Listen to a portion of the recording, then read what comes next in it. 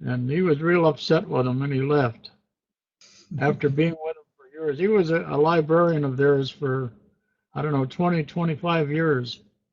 Yeah. And they started to Your pick on line him is for now something, muted. so he left. Then after that, I guess he died. Yeah. I've got an old man's slow memory. So the name George Hay rings a bell, but it's dragging up the details. I know he was an old timer. Yeah, but I can't get anything more at the moment. It looks to me like David has joined us. Howdy, David. Well, I got to bounce back and forth. I'm actually at Perry's house right now, and so we're making sure that everything is working. Let's give it a couple more minutes to see if any late arrivals, and then we'll get started. Although we've kind of already started, sort of.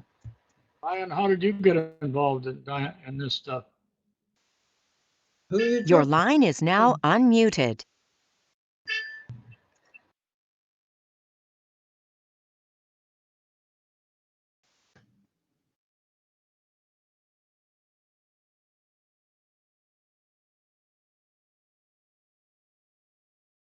No.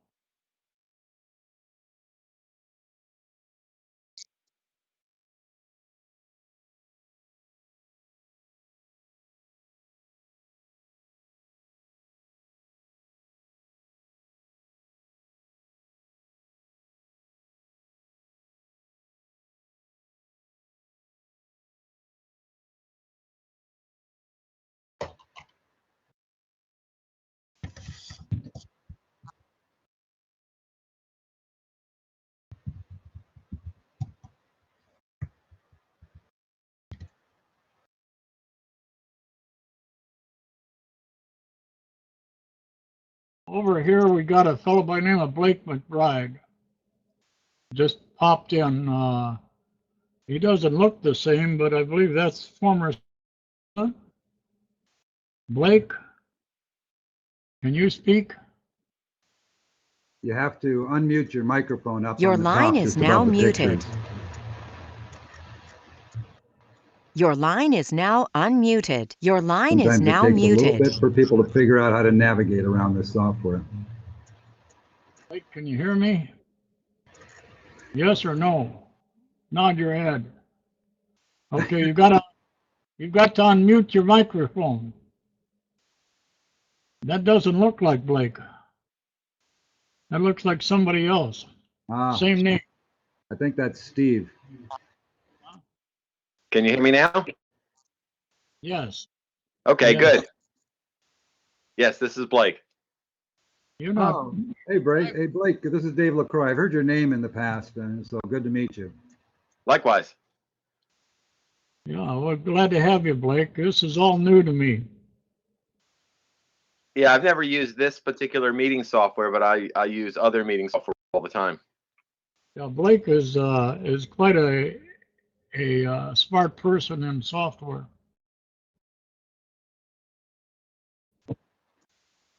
You're welcome to help us out if you ever are inclined to do so, Blake. We could use some help with some of these things. Yeah, My sure. name is Steve Prelwitz just came online, but you can't see him. I think he's hiding. Well, some people might not use their video, which is fine. I would like to get us rolling since I'm sure there will be some others that will show up, as we go along. But I just wanted to say first, thank you for joining. And, this is a nice opportunity to have people from around the world get a chance to talk with Perry. Before we came online, I was telling Perry that, I'm old enough to remember some of this. I grew up in the 50s. So if you go back 64 years to 1950, the world was quite different then. No jet planes, no television. Well, there was television, but very few people had it in their homes. No freeways. Like Perry said, you had you know, the witch hunts in the U.S. government looking for all kinds of things. And anyway, it was quite a different world, and a small, relatively small bunch of people were sci-fi buffs and interested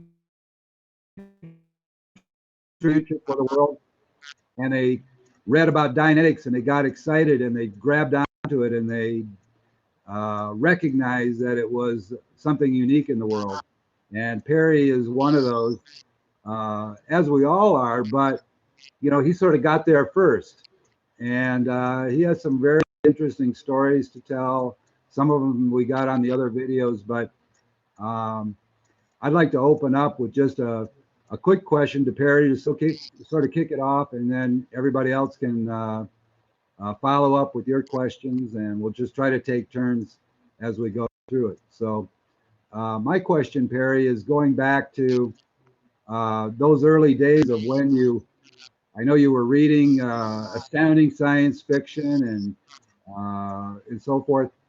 What was it about Dianetics that piqued your interest when you read about it in astounding science fiction? What was sort of the hook, if you look back on it now, that made you think this is something I want to follow up with? The hook really depends upon my own earlier interest. I had a bachelor's degree in mathematics, and I minored in chemistry, physics, and psychology. Then I went on to graduate school, and I majored in math and minored in psychology. So I was capable of being a professional psychometrist later on for the U.S. Air Force and Civil Service Commission. But when I went into graduate school, I talked to the head of the psych department. I says, my interest is that I would like to combine mathematics with psychology. And right away he says, oh, you mean statistics? And no, that isn't what I meant, but I could not explain what I meant. It was something that didn't exist in the world. And of course, I was a great admirer of John W. Campbell. As far as I'm concerned, he was the most creative and probably one of the people that did more in the world of not only entertainment, but in the field of science than any other man I'd ever read. And I could go into some of those things if you want. But so when he talked about Dianetics, I knew just from my own love of John W. Campbell and his writings that here was something that was really fascinating. You remember that before I go any further, that John W. Campbell has a crater on Mars named after him, just like Isaac Asimov has. And people that subscribe to astounding science fiction, there was Wernher von Braun, Einstein, Oppenheimer, and a whole lot of other people. So it wasn't just us nuts that were subscribing to it, but a lot of very intelligent people. So when I read this, I said, aha, this is what I've been looking for. And that's why I dug into it so deeply, because in a sense, when I got into the substrate of it by working with Hubbard, for example, I did find that there were certain principles like mathematics, logic, or logical philosophy, if you might say, that Hubbard had developed. Unfortunately, he didn't develop it as a entity in itself. He just embedded it in his work. And that's the kind of thing I was interested in. Anyway, does that answer your question? Yeah, no, that's excellent, because I appreciate that. And I think it took some unique sort of intuitive thinking. And like you say, a lot of the great thinkers of the time were also very much tuned into science fiction. And so it's kind of the two worlds came together. Let me say at the start here that I had enough experience with Dianetics, both on myself and with other people, that I have no question whatsoever that Dianetics works. Probably not for the same reason that the church gives, but I know without a doubt that it works. My question comes in the field of Scientology that while there are many good things that Hubbard wrote, such as the coursework that he designed and some of the articles that he wrote about, and he wrote, what, 450 million words, so some of those were bound to be right. But when it comes to the upper levels of the bridge, I have a great deal of doubt. So I don't know if you all object to that or not, but that's the way I feel about it. Well, everybody's entitled to their own opinion, and nobody's going to argue with you. That's as far as I'm concerned, anyways. Nobody's going to get into an argument here about it. So let's open it up. Anybody else? Go ahead and ask Perry questions about those days or science fiction guys. Anything you want. Your line is now unmuted. You do have to unmute your microphone if you want to, when you want to talk. So.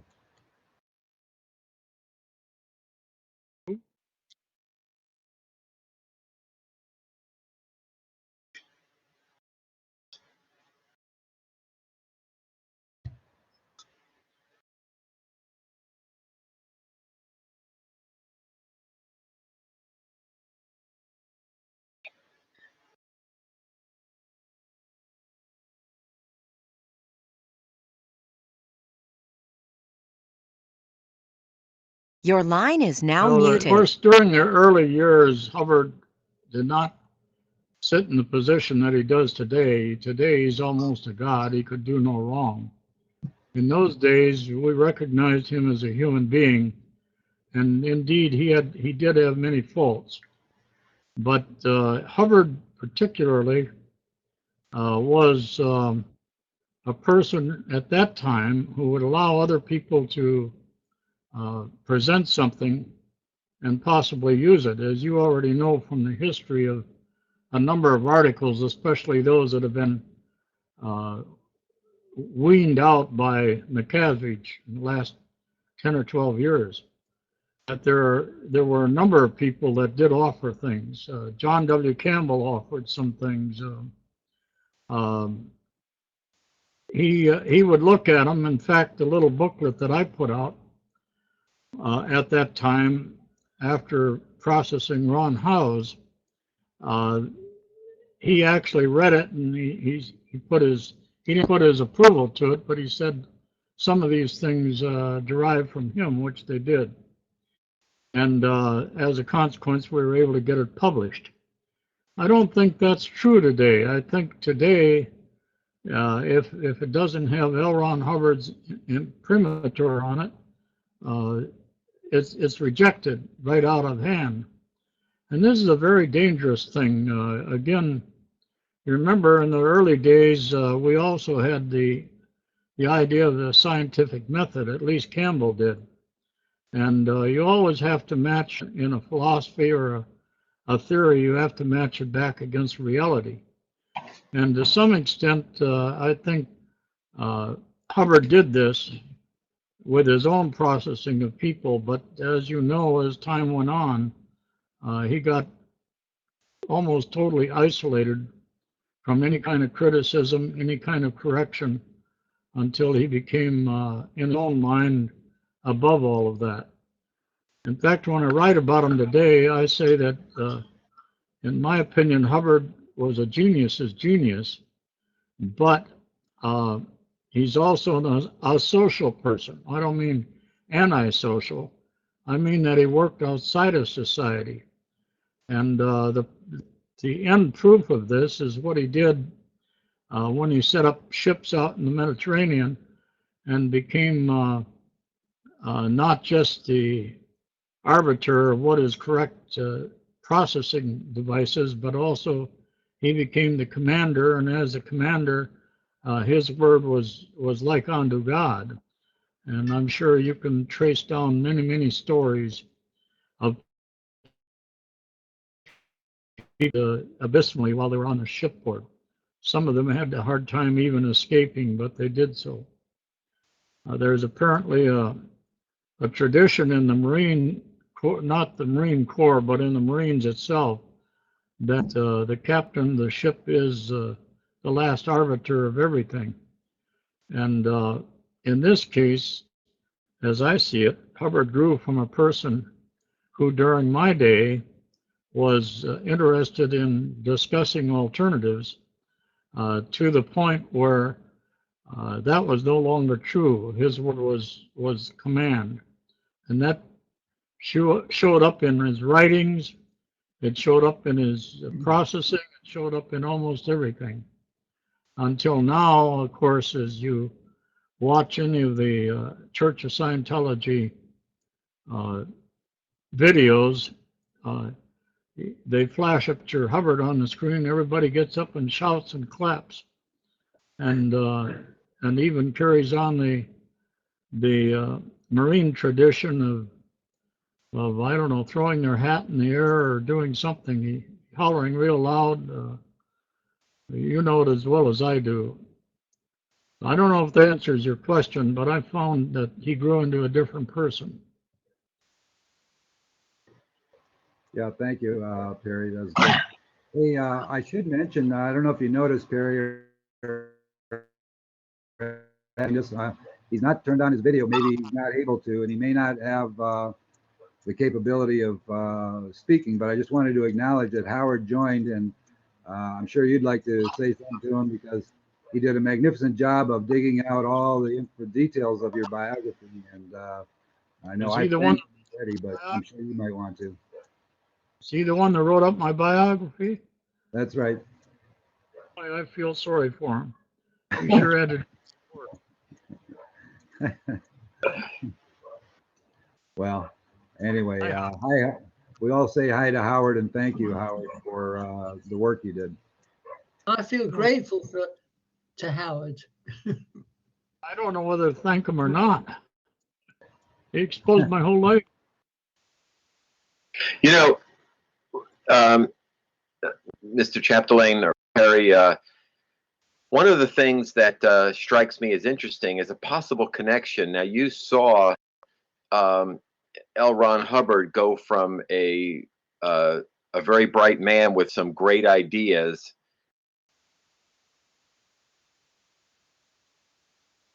You know, he achieved a stature where he was unapproachable in some respects, as you discussed.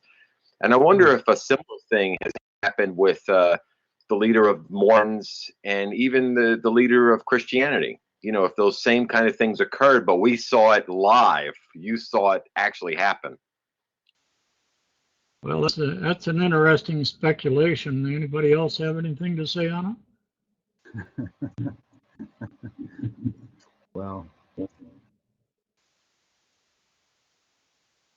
I don't know any other people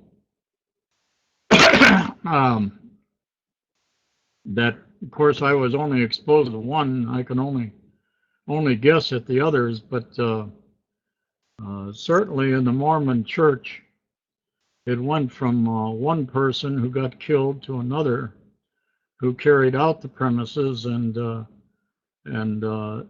however, I don't think he ever became godlike.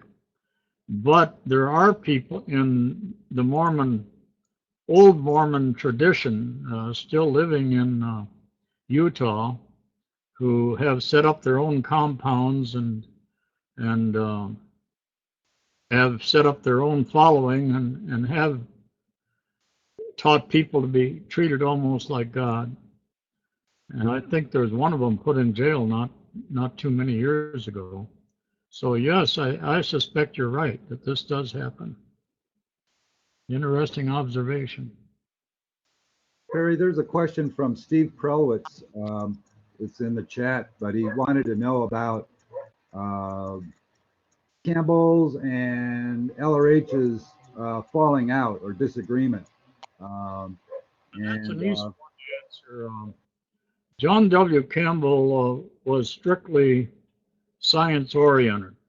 In fact, he was so well thought of that he could needle the military into spending, say, $10,000, which in those days was a big sum, just to prove or disprove the Dean drive. You all know what the Dean drive was?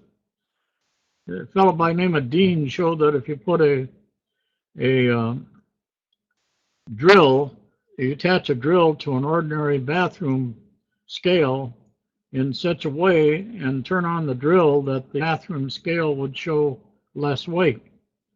Now, obviously, this derives from the vibrations of the drill, not from the fact that you've got anti-gravity.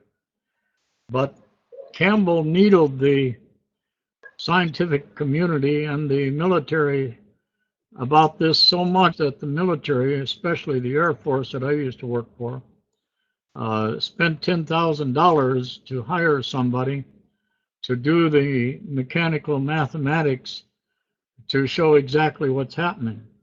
So this was only one thing. There were a whole lot of other things that Hubbard got into. He'd needle the devil out of various fields of science because they weren't looking, and what he wanted them to do was look. And when Hubbard came out with Scientology, Campbell got a whole lot of misinterpretations of what Hubbard's words meant. And I think that was basically the only reason. The reason I can say that with such certainty is because I have copies of all of Campbell's letters from his office files, about a five drawer filing cabinet, plus all of his documents from his home.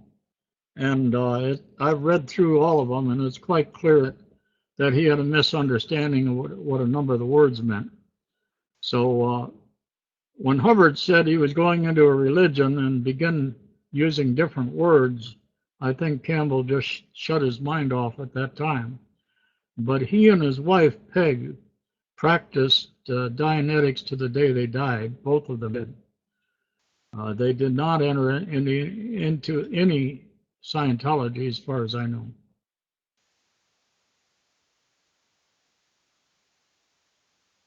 Interesting. Pardon me? I said that's interesting. Did you? It sort of reminded me, or I'll jump in here, but a lot of people make a big deal out of Hubbard claiming that, he's quoted as saying, if you want to make a lot of money, start a religion. I don't know if you've ever seen that quote, but they use it to sort of beat him up and make it seem as if he was a con artist. Did you ever get any feeling like Hubbard was doing that type of thing, that he was just money motivated during your years that you knew him? I never heard him make that statement when I worked for him. However, it's clear to me that what Hubbard was doing about the characteristics of the mind was of such a nature that he decided that it fell in the field of religion or religious philosophy. And it's true that at the same time, he got shut down, as you know, in Elizabeth, New Jersey, by the Attorney General's office for practicing medicine without a license. And that was where I graduated with a Hubbard Dianetic Auditor certificate. I was in the last class just before the Attorney General closed it down. So then later on, I don't have any personal knowledge of it, but you probably recall that all of his e-meters were picked up in the city of Washington, D.C., and the federal, the FDA had gone after him and a few other people. And so he was in a situation where he either had to quit the kind of thing he was doing, or he had to expand it into a religion and take advantage of the protections that a religious society would achieve. I don't think that he went into it just for the money, because he was already making a lot of money. And for example, when he left Wichita, Kansas, he had $10,000 in the bank. And when he gave his lectures in Washington, D.C., before going to England, he had $500,000 in his pocket. and he didn't have to do it by making a religion. And he then took that $500,000 and went to England without paying any taxes on it, and he began his work in England. I would not argue that it is not his philosophy to do that, because as I said, he's a social person. If he felt that would be the best way to work, he'd probably do it.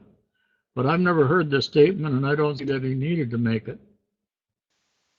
Does that answer the question, sir? Yeah, thank you. Thank you, Perry. It's one of those things that floats around the internet, and they use it to try to smear him. That's all. Now, Howard is asking a question. His microphone isn't working, so I'm going to read it to you. He wanted to know, what does he think about Dianetics? I don't think I've ever had much discussion with him on it. Unfortunately, all my children got started off on the wrong end of it. I was living with a young nurse over in a small town, Bellevue, near here, and the first office of Dianetics started in Nashville, as you and I were talking a moment ago, with that house that was rented on Music Row. And I wanted my kids to know something about Dianetics. So I went to the executive director and I says, look, can you get somebody to give a talk just to explain what this stuff is to my kids? I says, I'll be glad to pay for it. So yeah, he said he would. Well, the next thing I knew, he brought back some wealthy fellow from Kentucky, and they had set up on their own, without talking to me, the first aspect of Hubbard's communication cycle. You know what that is, where you stare at somebody. Right. And stare and you stare and you stare. And they had my kids going through that, and that was one hell of a long ways away from what I wanted. All I wanted was a little lecture as to what it was about.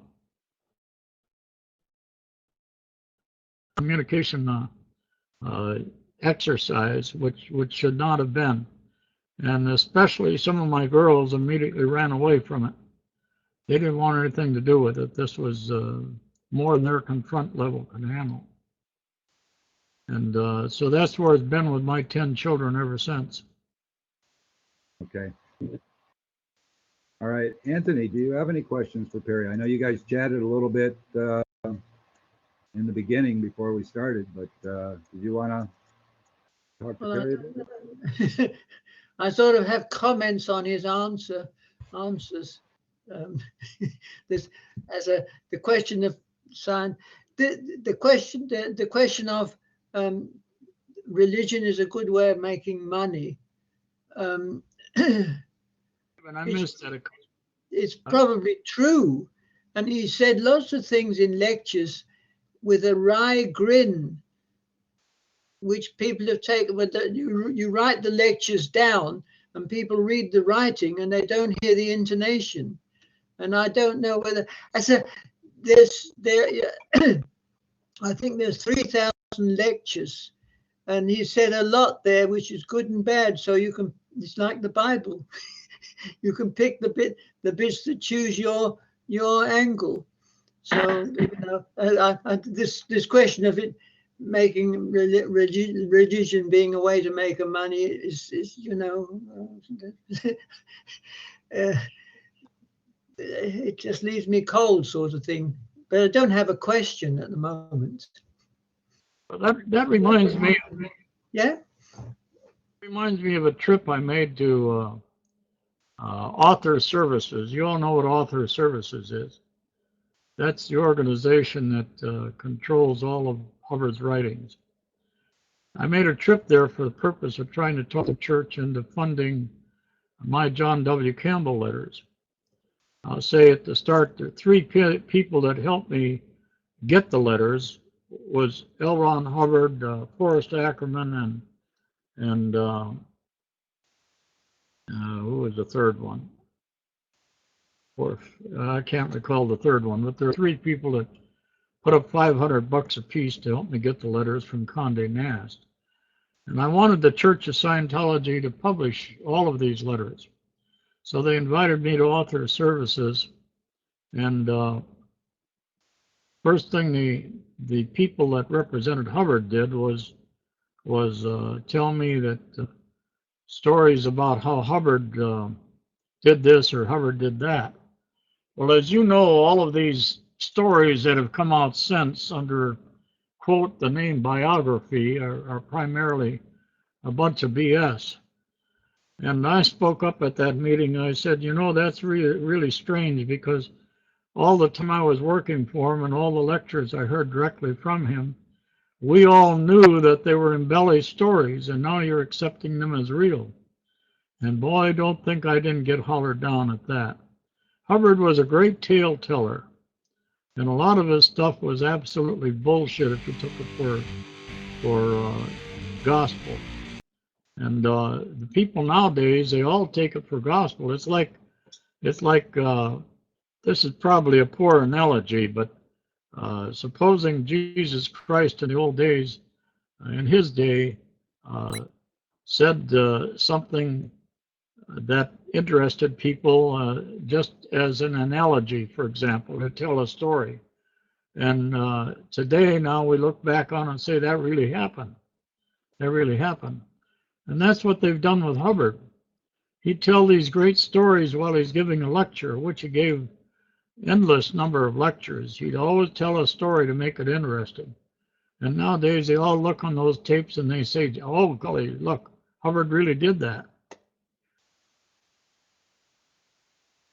Yeah, interesting.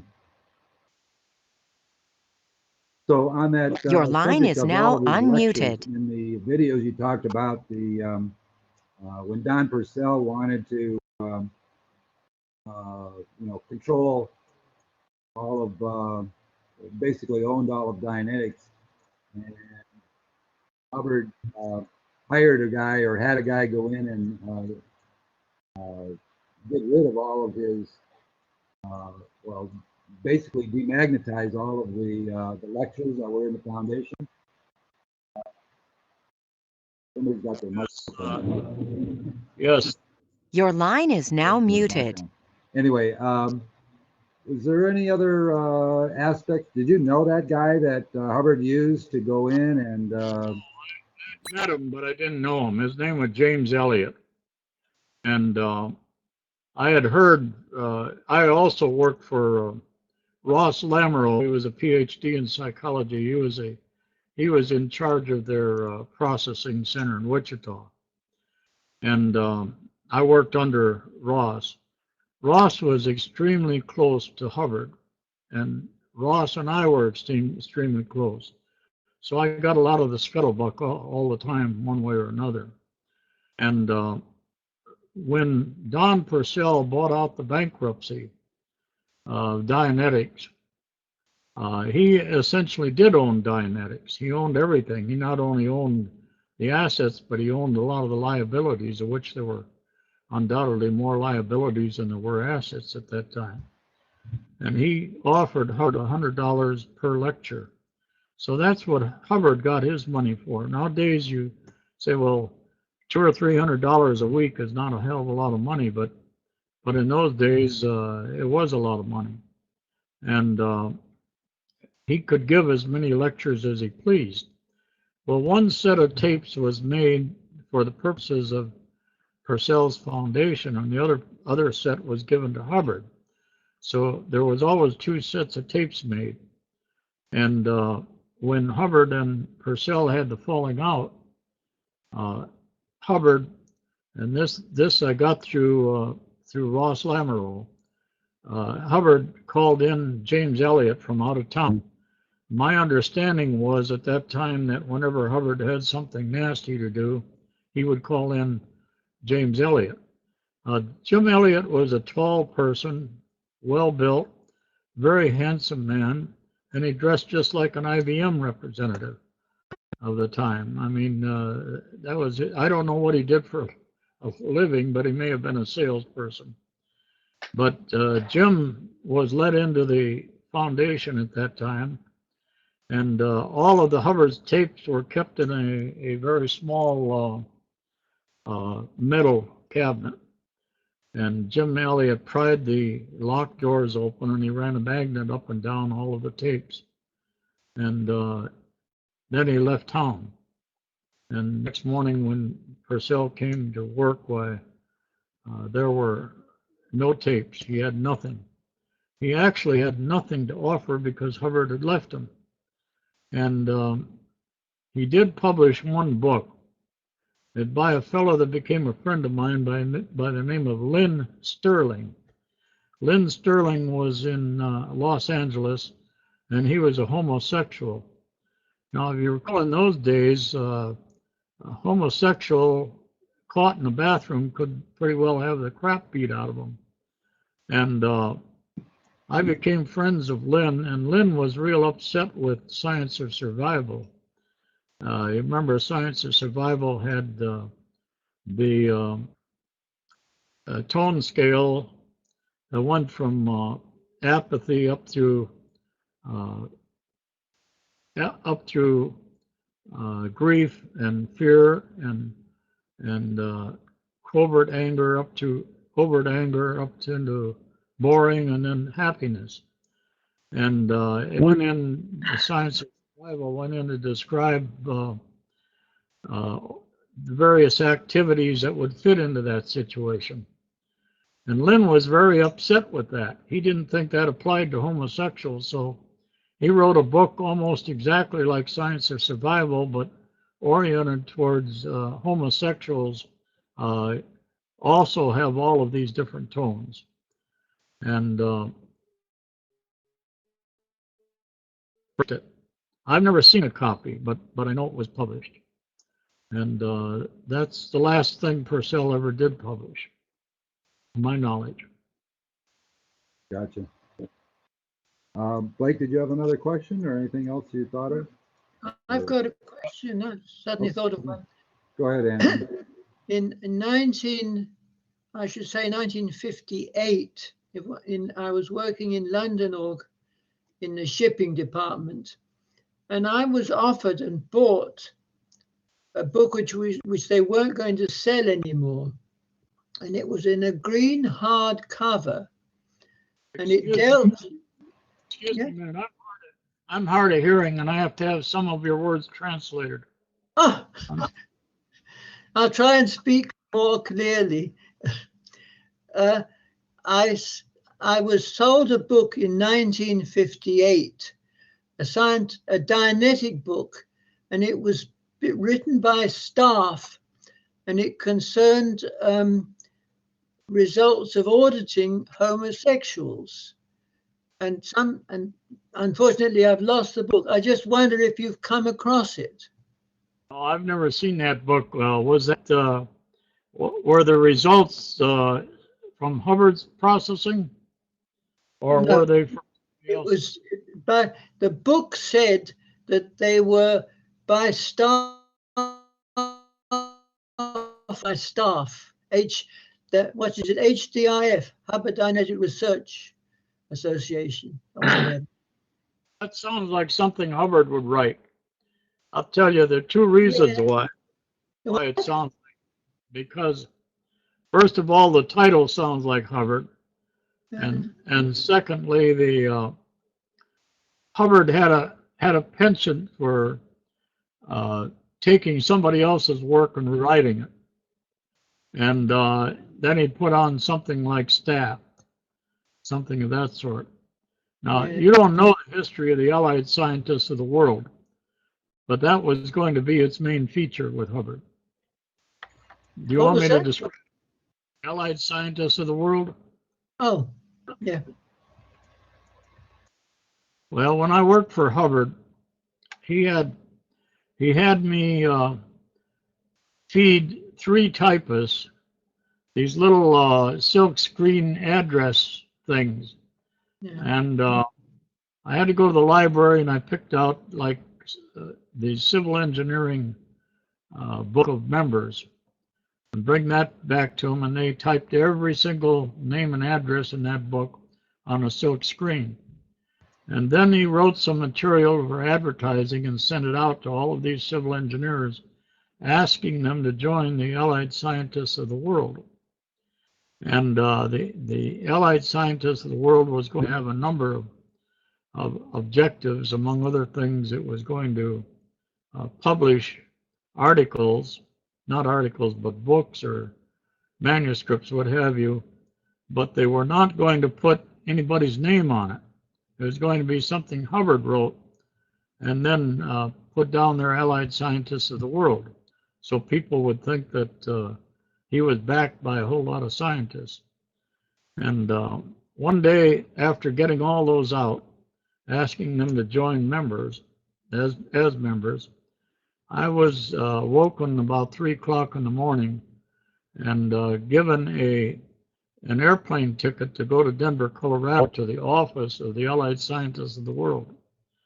And the lady that he had hired to take charge of that office had used him just to get a ticket, free ticket from Wichita to Denver, and then disappeared. So I ended up the next day at the Allied Scientists of the World office in Denver, Colorado. And I no sooner got in the door, I began getting hit by FBI and Better Business Bureau, and one right after the other all day long. They want to know who was behind this. And I was told that I couldn't tell anybody who was behind it. The Object Hubbard, this was actually supposed to be the precursor to the I can't even think of the name of the people, the Sea Org. That's what I was trying to. This was supposed to be the precursor to the Sea Org. He was going to use that organization to raise funds and to increase his ability to contact scientists, to set up a place in the desert where he would build hydrogen bomb-proof shelters, and he would talk all the different industries in the world to store their proprietorship documentation. Then if any country wanted to start a war, he would refuse them permission to get into those materials, which would then inhibit their ability to create war.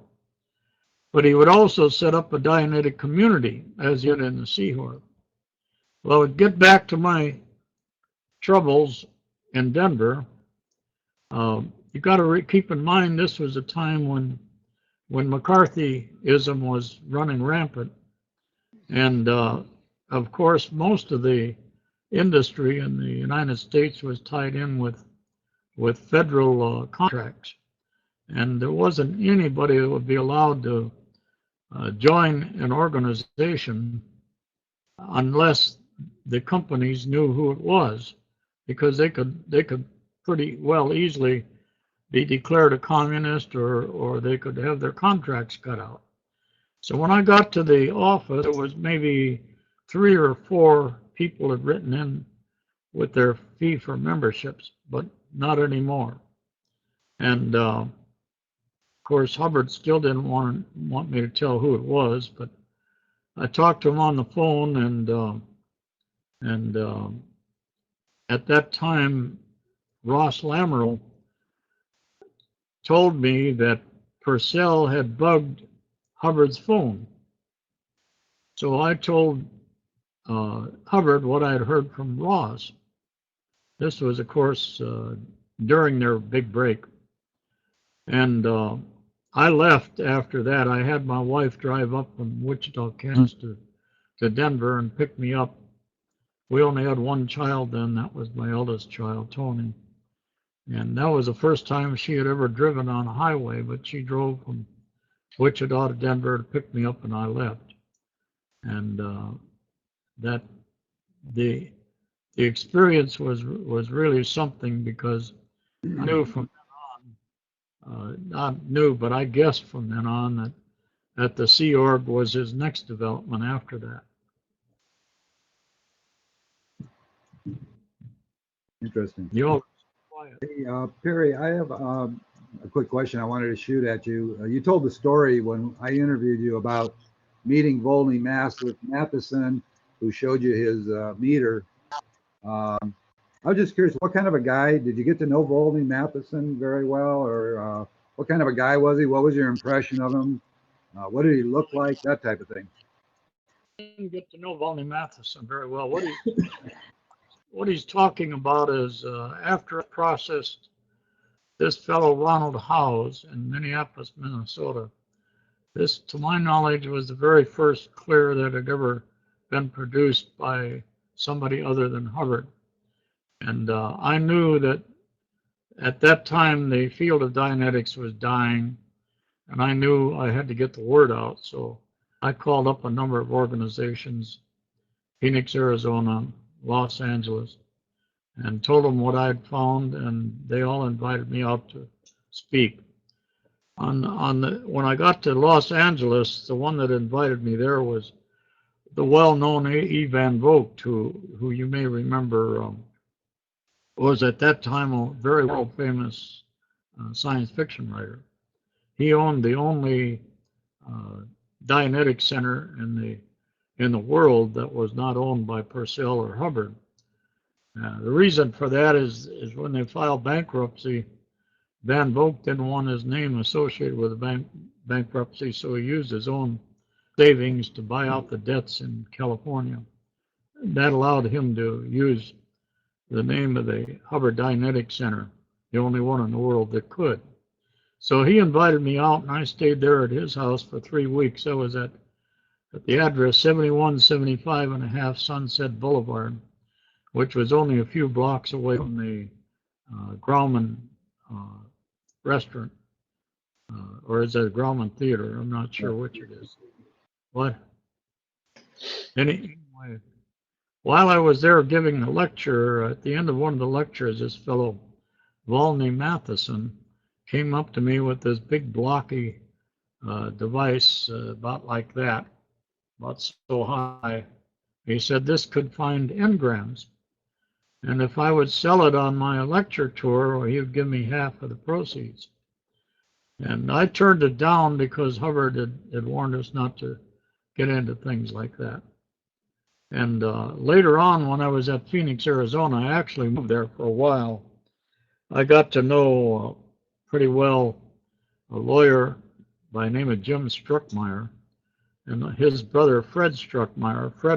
Fred was on the appeals court at that time, and he moved as a judge onto the Superior Court. Both of them were pre-clears of mine. And Jim Struckmeyer saw that little device. I'm getting a little ahead of myself.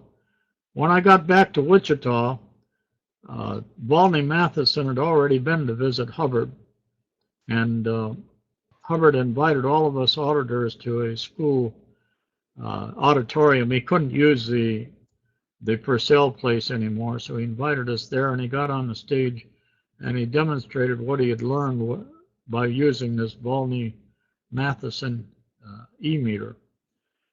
So anyway, when I moved to Phoenix, Arizona, I was telling you, I met these two lawyers, one of which was a judge, and James Struckmeyer wrote to the patent office and sent them the patent number that was on the Volney Matheson e-meter.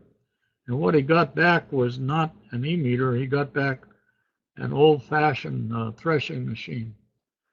So the number itself was really a fraud to begin with. I think that's what you were talking about, wasn't it? Yeah, I was just, the e-meter is such an important part of Scientology today. The fact that you were there when Volney Matheson introduced the first one, I just thought I'd see if there was any other little gems of, stories about him, about Volney, about, if just anything came to mind about that. No, that's the only contact. Gotcha. It was an interesting experience, though, seeing how it all evolved. Hubbard used that e-meter, as you know, so extensively that he actually used it to validate for himself the idea of an endless number of previous lives and so on. And yet he also used it to keep out people who would ruin Scientology, especially government agents. But as I've already learned from David, there are at least 2 of them that did enter into, pass through the E-meter phase and enter into OT8, OT7 levels and presumably got control of Scientology. This is all new to me. I've just learned this recently. I don't have any validation of it. I'm just telling you what I learned. Right. So anybody else, because I'd like to switch over a little bit to talking about some of the greats of science fiction. I don't know if anybody else is really interested in that, but you knew not only Campbell, but Asimov and Heinlein and Van Vogt and others. You know, I'd like to sort of get maybe somebody has any questions about these guys. Of fiction and science fiction, and you know, you were there, you knew them, you corresponded with them, so that's extremely interesting to me what they were like, what type of people they were. So but go ahead, anybody else have any questions for Anthony? I don't want to dominate the subject area here. Well, this is something which I came across in the 50s, which puzzled me a little bit. I think in Ability magazine, there were occasionally articles by Tom Estabrook, and we were given Tom Estabrook. Estabrook, I didn't know. And we were given to understand, or I was given to understand that that was a pseudonym for Ron Hubbard. So I wondered if you knew about that, had something to say about it. No, I don't know that. I do know that Hubbard had about 20 or 25 pseudonyms. So Yeah. he rewrote in every pulp field there was, just about. He was a brilliant writer, no doubt of that. Brilliant writer. In fact, at one time, I believe he was actually the secretary of the Authors Guild, or whatever they called it in those days. He even wrote a book on how to write. So, Well, Perry, were you a fan of Hubbard? You know of him? Did you read his stuff? so yeah, there's one story in particular I'd like to mention. Anybody here ever read the story "The End Is Not Yet"? I mean, Well, this was in Astounding or Analog, or whichever, many years ago. Hubbard told me one day when I was in his living room, he said that what he was doing is told in that story, "The End Is Not Yet." Well, this is a story of a couple of guys that somehow or other were able to capture the equivalent of the United Nations and take over the world, basically. And after they got it all taken over, they decided they'd have to do it over again. So that's where the end is not yet come from. But it was interesting to me. He volunteered the information that that's what he was trying to do.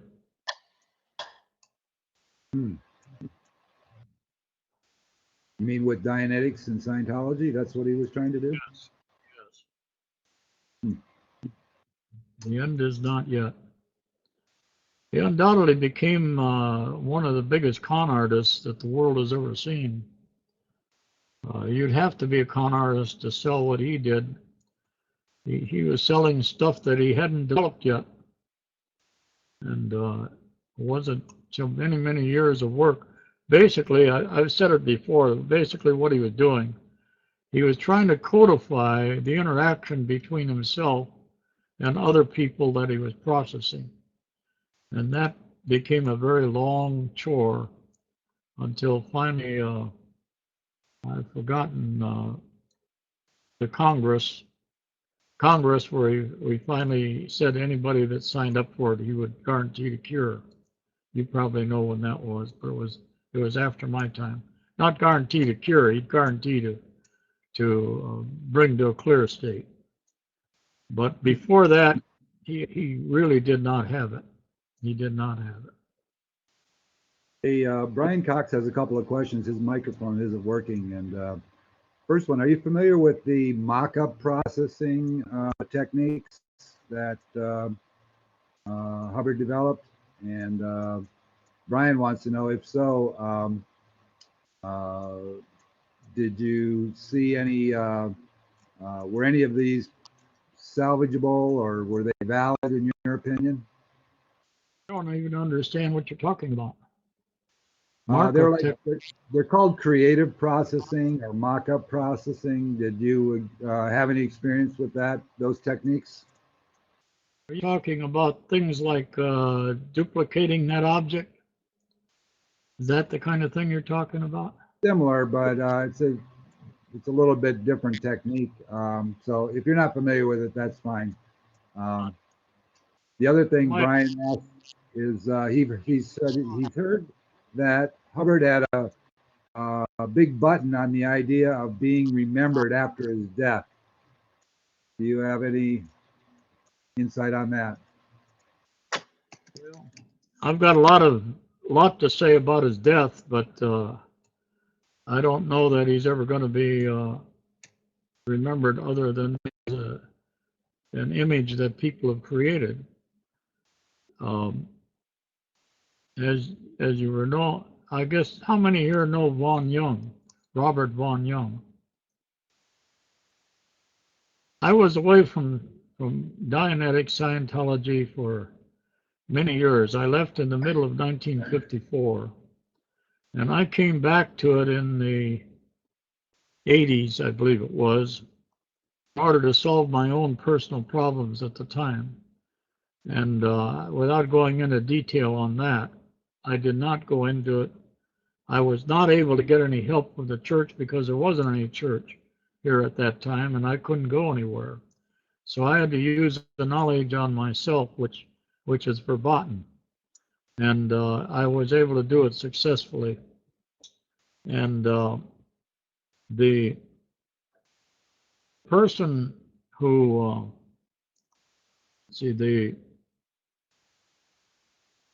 when I forgot what it was I was going to say now. About Von Young. Oh yeah, Von Young, thank you. It shows I'm getting old or tired. I'm not sure which. All right. Robert, there were two people that Hubbard sent to me to visit me when I wrote him a letter to describe what I had done. One was Robert Von Young. Another one was, oh Lord, can't think of his name. It wasn't Armstrong, it was somebody else. Anyway, Vaughn and I got to be very close friends. And when he went back, he said, Hubbard said to tell me that any books that I wanted, let him know, and he would send it to me. So I wrote Vaughn and told him I wanted certain books, and they sent them to me. And later on, Vaughn and his wife, as you know, got put in that punishment farm that Miscavige set up. And they escaped from it twice, but they finally, the second time, they were able to stay out of it. Vaughn wrote an article, which you find on the internet, that describes his opinion of how Hubbard died. If you've never read that, you should go back and read it. Because Hubbard was very sick at the time. It's obvious that his OT levels were not working for himself. And he was taking injections every day, and he was in terribly bad shape. And according to Von Young, he feels that some of the people that were around there at the time when Hubbard died, that they sort of assisted his death. Now, I don't have any proof of that, but I do have Vaughn's reasoning. Now, Von spent, I believe it was 7 years in Germany, tracing Interpol and finding that Interpol was established by the Nazis. And later on, he gave testimony before Congress on the subject. and he and another fellow also wrote a book on it. So that was the first knowledge of what Interpol was and what it was doing. Vaughn also wrote a lot of letters for Hubbard.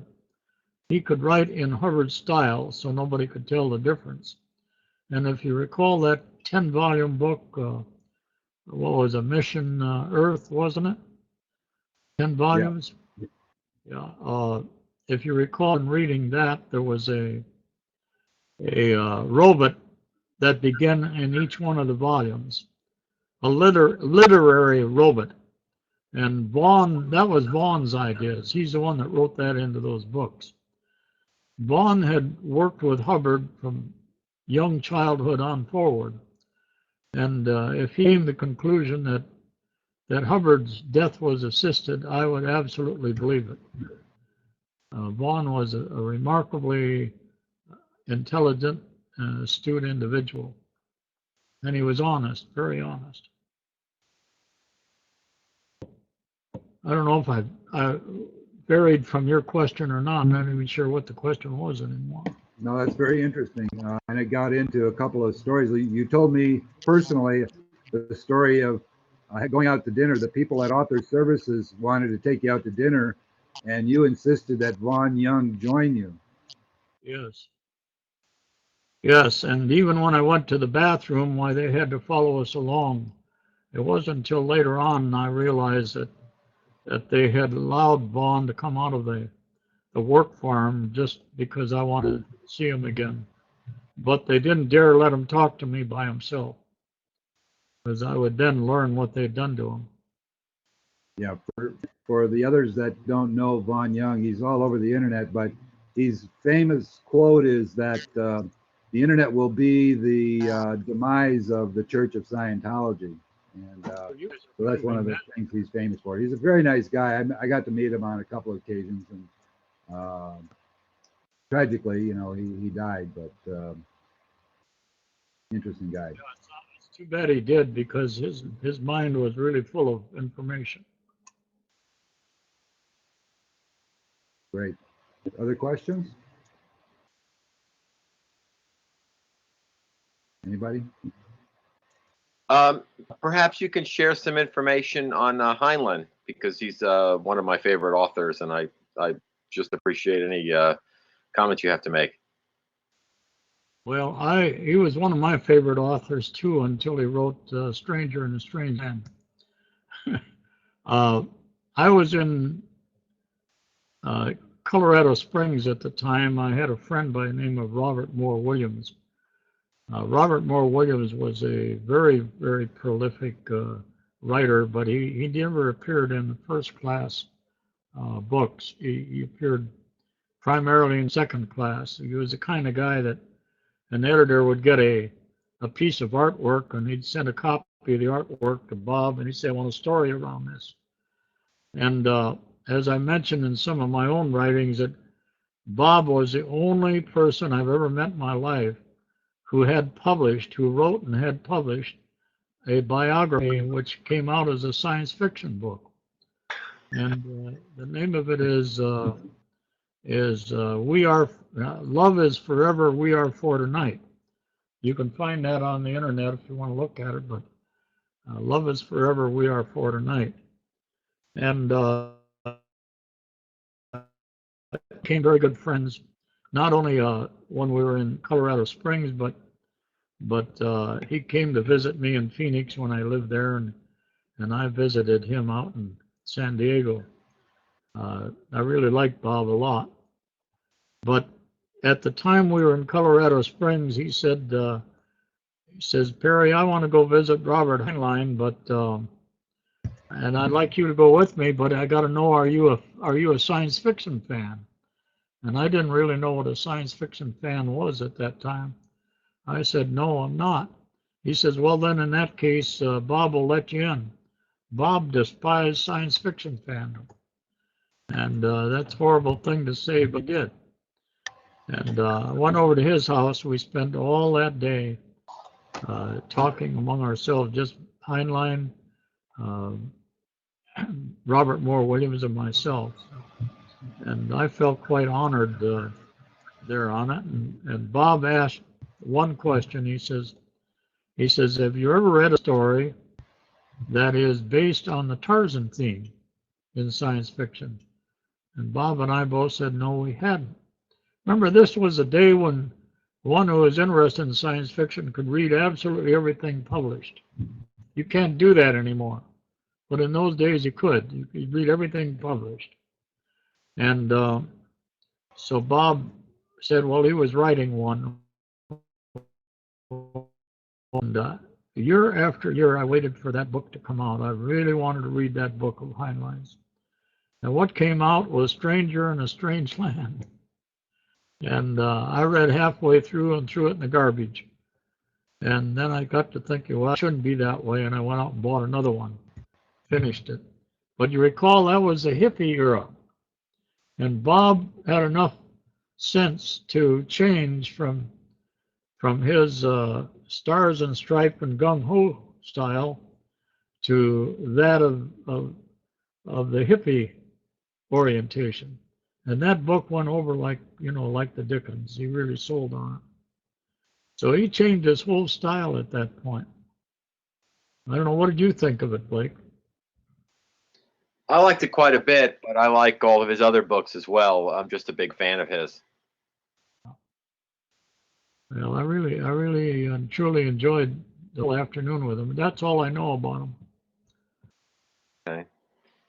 One of the things. I guess I did meet him at a Los Angeles science fiction meeting that A.E. Van Vogt brought me to, but I don't remember very much about it at that time. He was just another person there. I read Dianetics back in like 1980 and thought very highly of it, and I've always been curious about the switch from just plain Dianetics over to a religion, Scientology. And a comment that you made a few minutes ago about the problem with practicing medicine without a license is real interesting, because there's a lot of forces that kind of guide things, and a lot of them, most of them, are often out of our control. And that comment was very helpful. Well, the Dianetics, I guess, could be summarized up pretty simply.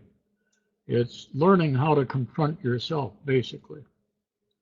I don't care what kind of tools you use, that if you can learn how to confront yourself, you've licked it. Now, I told David and some others earlier, some days ago, some weeks ago, that when I was in serious trouble here in Nashville, I started scrounging around in my mind for how I could get help when there was nobody around to help me. And I sure wasn't going to go to a psychiatrist. But it dawned on me, I remembered Hubbard had taught me that you can enter into emotion and counter emotion with impunity. You're never going to hurt yourself. The problem comes when you try to dig out engrams. So I started working on emotion and counter emotion. I was very surprised to find that they, in every case, led to engrams after they had been worked on, and the charge had come off. Some charges take 2 or 3 weeks to come off in gales of laughter that would go on until the body was absolutely worn out and have to be repeated again, not repeated, but have to be entered into again the next time you go into it. In order to objectify myself, so to speak, I would go out dancing every night. The problem of handling motion and all the rest that goes with dancing. I don't know who that is. Let them ring. problem of handling all the emotion and the energy and the music sort of brought me back out to the real world again. So I ended up dancing like 365 days a year until I became a very expert dancer in both of John Travolta's styles, the disco as well as the country and western, as well as jitterbug. In fact, I even got to teaching it. So that was all an outcome of doing what Hubbard said was not doing what Hubbard. Take care of that. Doing what Hubbard said was got it. Doing what Hubbard said was not dangerous to do. That's when I learned that's when I learned the fundamentals of Dianetics inside out, from one end to the other. That suppressed emotion, counter emotion, powers the engram. And the book of Dianetics taught you to go after engrams, then you're always fighting the power of the emotion and the counter emotion. That's what makes it so very complex to learn. And they didn't teach me that in HDA school. I had to learn that myself, but I'll grant that it did come from Hubbard. It's just a shame that he didn't teach other people that too, because he obviously used this long, complex set of rules and regulations in order to build whatever he wanted to build. The end result of the work I did on myself got rid of some of the most serious problems of my life, among which was the death of my father at age 6, the death of my grandmother at age 9, and the time when my dog had to be killed. Those three things, plus some other factors, really ruined my life. And I got rid of those at that time. I changed my whole personality, became a different person. All because of that one thing that Hubbard had taught me. And I wrote a letter to Hubbard about it. That's when I returned to find out what happened to him. I'd been away for middle of 1954 till sometime around the middle of the 80s. A long time away, what, 30 years maybe? I wrote a letter telling him about this, and he wrote a letter back. He says, you shouldn't process yourself. By then it was too late. I'd already done the damage. So, but there's Dianetics basically techniques for self-confrontation. That's the simplest way you can put it. So, you're all so quiet. Anybody else have anything to say?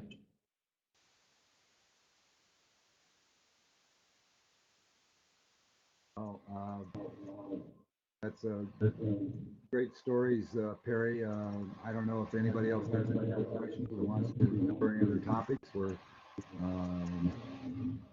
you know, covered a lot, and it's been great talking to you. I don't know if let's see. Let me just check the chat if had any other questions on the chat. No, I don't see any.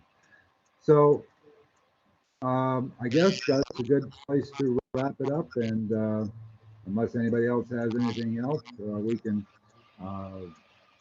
consider this a success. We've met from various parts of the world in the country, and you know, maybe we can do it again sometime. There's a notes that you'll get if you entered your email address when you logged in. There's some notes, links that Brian put on, and I put one on regarding Blake's questions about religion versus medical practice. There's a link that might add some extra information on that. Thank you all for attending, and thank you very much, Perry, for sharing your stories and your experiences. And there is one other question. Howard had asked, how did your children feel about your biography? Did you get any feedback from your family about it? I got feedback from my eldest daughter. It said I had the wrong date for my wife's death. So that's been, Okay. No complaints though, huh? nobody said I'd lied.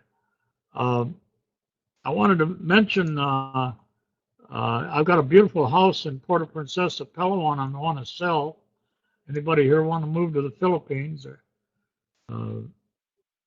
And also, all of my writings, which there's about, I don't know, 50 or so pieces under my name, and about the same number under the name of Anthony DeFabio, my pen name, are all on Kindle and Nook. So get out your pocketbooks and buy a house and buy a story. If you want to live in the Philippines and have something to read for the next several years, Perry's your man. All right. Good to have met all of you. Thank you for coming. There's something I could say. Talking about your books, I sent this link to somebody else in Canada, I think, and she wrote back to say she'd already bought over a dozen of your books. You're kidding. Wow. A bit of publicity, free publicity. Really? Well, that's the first time anybody said something nice like that to me. Okay. Yeah. Well, good to have met all. Go ahead.